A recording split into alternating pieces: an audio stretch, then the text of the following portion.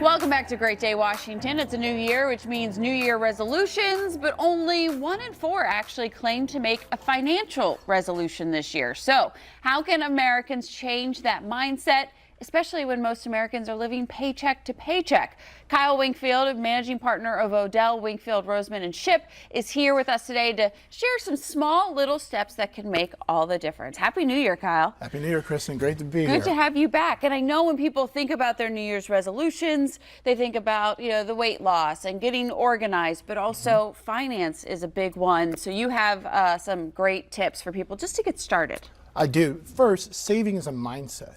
Right? So saving, you got to want it first, but you can't will it.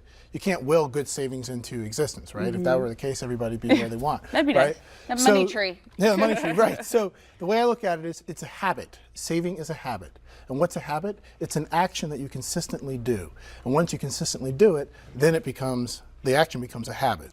So if you're not getting the results in your financial life on the saving side or just whatever you want out of it, look at the habits in that area of your life.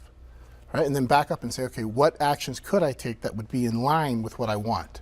I think that's the first step. Saving is a habit, right? All habits get results. So if you're not getting the results that you want, then look at the habits in that area of your life. And this isn't about just saving for material possessions. This is looking for the future and maybe just anything in life. But just knowing that you have that nest egg.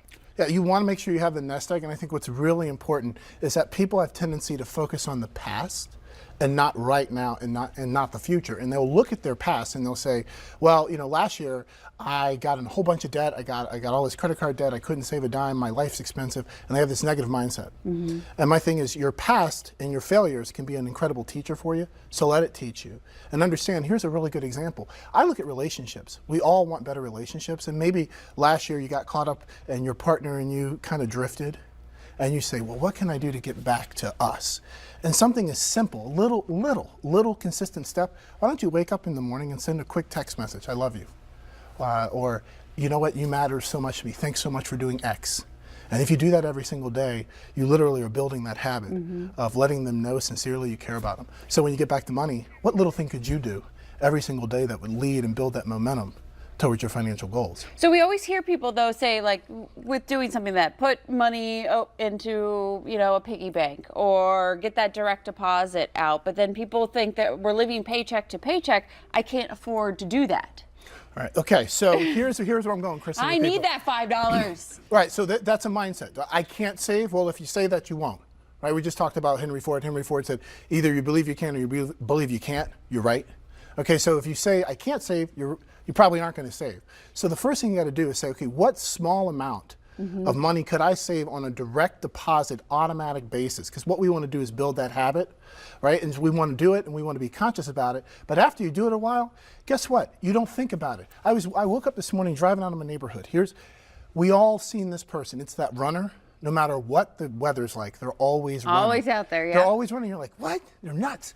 No, they're not. What it is they made a commitment that said, I want to get in shape, I want to start running.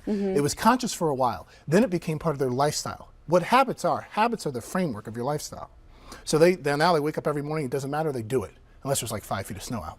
Right? So that's the I'm sure some of them would still find a way to do it. But so you're starting small. Start small, because all big goals are really just a combination of small goals that you hit. So if you can start saving $5, $20, whatever it is, and consistently do it. That's the word for this year.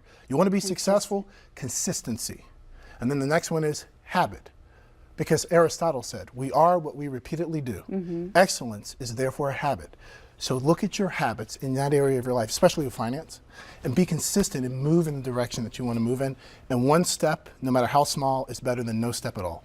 And all right, so you either save or you want to save or you don't. So you start with the mindset, look at the habits, and then you start small and steady and start to build that habit. And then we talked about it a little bit already, but just focusing on the future. I think the big thing for people is not falling back on those past habits that were causing the problem to begin with. Right. So again, it starts up here. Yeah. Starts up here. So when you start telling yourself you can't do something, what do you think is going to happen? You won't be able to do it. You won't be able to do it. But if you can start to see those little milestones and build that momentum, you start to say, here, I got this. I can do this. I've saved. Remember, you had no money before. Now all of a sudden you have $300 saved or $3,000 saved. That builds momentum just like the gym. You didn't, we had Coach G here saying, okay, well, my clothes don't fit me. But if you look and see that you've been consistent on that monitor, on that app, and you've been burning calories, keep on going, because before you know it, your clothes will fit better. Before you know it, you'll have money. You say to reward yourself when you meet that first milestone. Oh, you got to do a reward. Got a reward. It's like the cheat day. It's like having a drink to celebrate. Kyle Winkfield, thank you so very much. We're going to see a lot more of you here on Great Day Washington. But thanks for those tips to get us saving in this new year. We'll be back with more after this.